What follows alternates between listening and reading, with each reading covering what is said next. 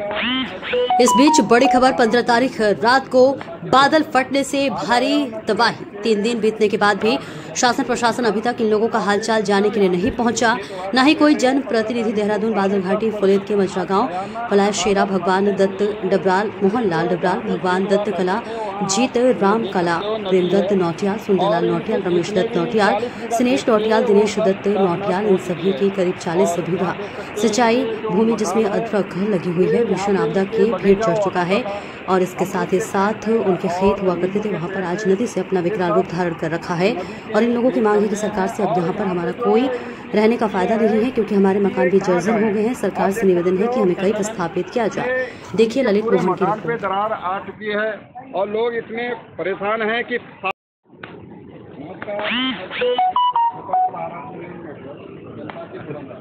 आज आया हूँ मैं सुरेश के आप देख सकते हो यहाँ पे इनके खेत हुआ करते थे 15 तारीख को 10:30 बजे भयानक बादल फटने से इनके जो है जहाँ पे खेत हुआ करते थे वहाँ आप देख सकते हो नदी है और इनके जितने भी 40 बीघा खेत थे वो सब तहस नहस हो चुकी है। और यहाँ देख सकते हो इनके जो मकान है ये यहाँ पे इनके बगीचा हुआ करता था, अमरूद के पेड़ थे और नींबू के पेड़ थे, ये सब नदी के भेंट चढ़ गए हैं। और यहाँ पे जो है इनकी स्थिति ये है कि ये कहाँ जाए हैं। आप देख सकते हो कैमरामैन, ये इनके पूरे मकान पे दरार आ चुकी है और लोग इतने परेशान हैं कि शासन प्रशासन आज 3 दिन हो चुके हैं लेकिन यहाँ पे कोई देखने को नहीं आया। और कैसे हैं क्या है कोई किसी को कोई फिक्र नहीं है। यहाँ पे जो है शासन प्रशासन द्वारा जो है राहत सामग्री भी अभी तक यहाँ पे उपलब्ध नहीं कराई गई है। अब हम पूछते यहाँ पे भाई साहब से जिनका कि इतना 40 बीघा जो खेत थे वो भी आपदा की भेंट कर चुकी है और इनके यहाँ पे बगीचा हुआ करता था, वहाँ पे आज नदी अपना रूप देख सकते हैं हम, नदी यहाँ पे आ चुकी है और इनका घर भी जो है जर्जर हो चुका है। अब भाई साहब से बात करेंगे हम। भाई साहब, जब ये 15 तारीख को ये मंजर आया तो आप यहीं पे थे या कहीं गए हुए थे?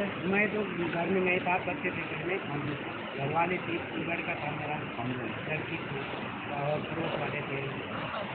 तो ये रात को 8:30 बजे के बाद ये बरसात हुई और ये मच्छर नदी चलने शुरू हुई तो 12 बजे तक यहाँ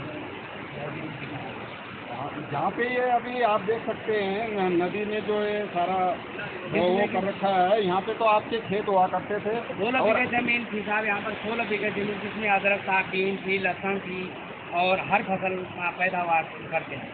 इसमें आज हमें पत्थर ही पत्थर हैं। और शासन प्रशासन से कोई आपको कुछ मदद या शासन प्रशासन आपके पास कोई आया? अभी कोई नहीं आया था कुछ लेने के लिए। शासन प्रशासन कोई नहीं आया हमारे पास, न किसी ने कोई सोच दी। और कल एक हेलीकॉप्टर प्रधानमंत्री के घर में बैठा तो एक पैक हमको राशन जरूर मिला है, सुबह हमें प्राप्त हुआ।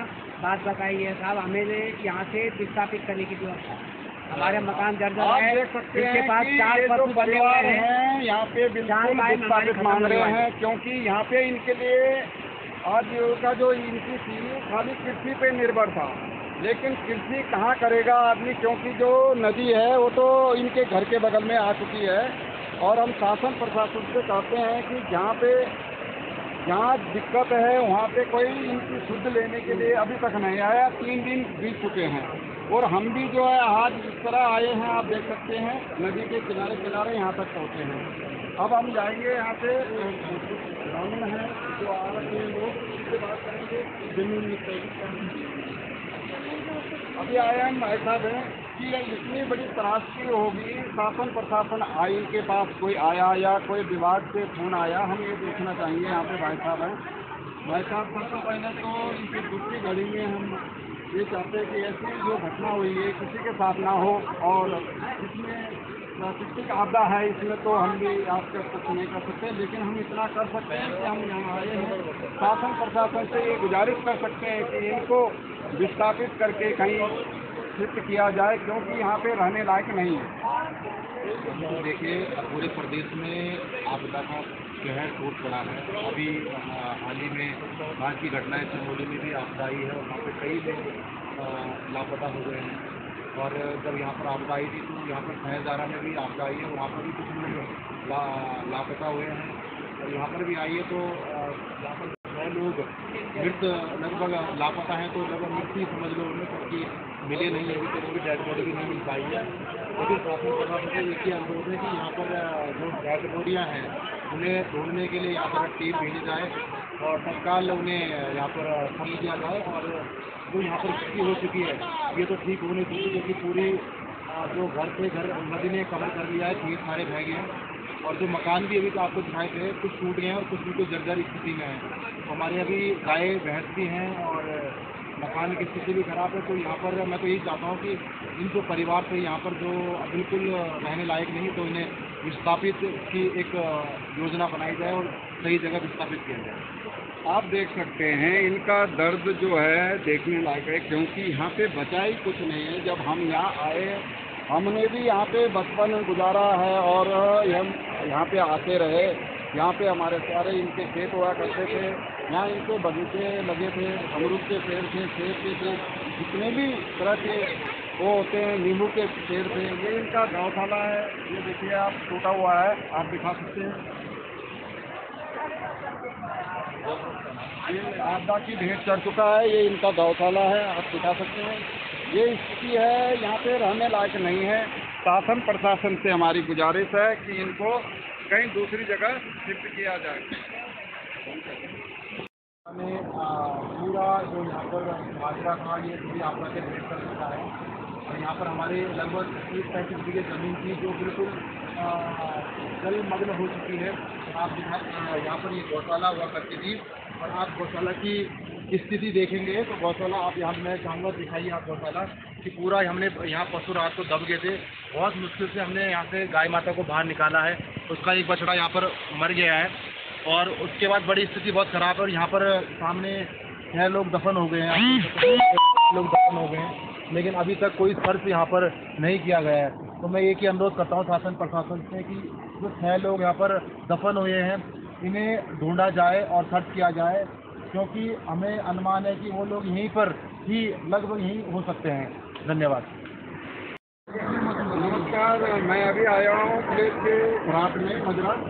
अब यहाँ पे देखो आप स्थिति देखना, इनकी स्थिति इतनी दयनीय है। आप देख सकते हैं यहाँ पे इनके खेत हुआ करते बगीचे थे, लेकिन बगीचा क्या यहाँ पे तो नदी ने अपना रूप ले लिया है। और ऐसी स्थिति में हमें भी बड़ा दुख हो रहा है कि हम यहाँ पे आड़ू के पेड़ थे, अमरूद के पेड़ थे और इनका बगीचा था। इस स्थिति में यहाँ पे हम आए हैं और ये देखिए आप हमारे रिश्ते में हमारी मामी जी लगती हैं, लेकिन जितना दुख हमें है इनको देखो, इनका दुख तो हम वो नहीं करते हैं, क्योंकि इतनी भयंकर आपदा का ये है कि आप इनसे पूछ लेंगे कि जब ये आपदा आई है तो आप लोगों की क्या वो थी। हमारे के बोले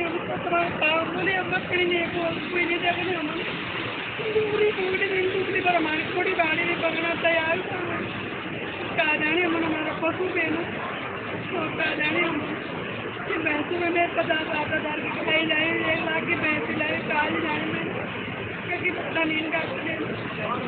हम शासन प्रशासन और उत्तराखंड सरकार से एक निवेदन करते हैं कि इन लोगों को यहाँ से विस्थापित दूसरी जगह शिफ्ट करने का अनुरोध करते हैं, क्योंकि यहाँ पे इनके लिए कोई सेव नहीं है। क्योंकि ऊपर से भी देखो नदी नाला और कच्चा वो है, इनका जो है यहाँ पे अभी पशु है, गाय है, लेकिन कुछ नहीं बचा यहाँ पे इनके लिए।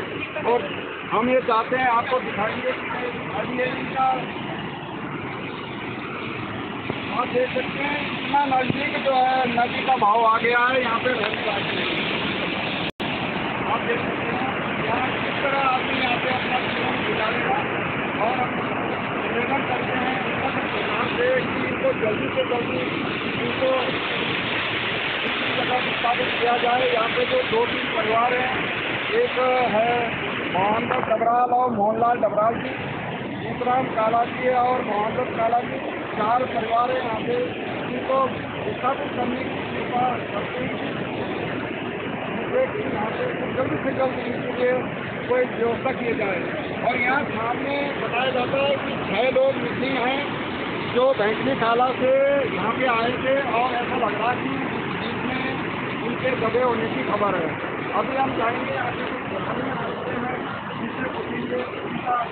का प्रयास करूँगा, ऐसा बोलो कि नमस्कार। अभी हमारे बीच में सिंगारी के प्रधान जी आए हैं और इनसे हम जानने की कोशिश करेंगे कि आपके क्षेत्र में इतनी विकट स्थिति आपदा आई है, तो ये जो अभी आए यहाँ पे प्रधान जी है, उनका क्षेत्र में ऐसी स्थिति हुई है कि हम तो बयान नहीं कर सकते। 45 साल हमारी उम्र हो चुकी है, लेकिन हमने ऐसी भयानक स्थिति आज तक नहीं देखी।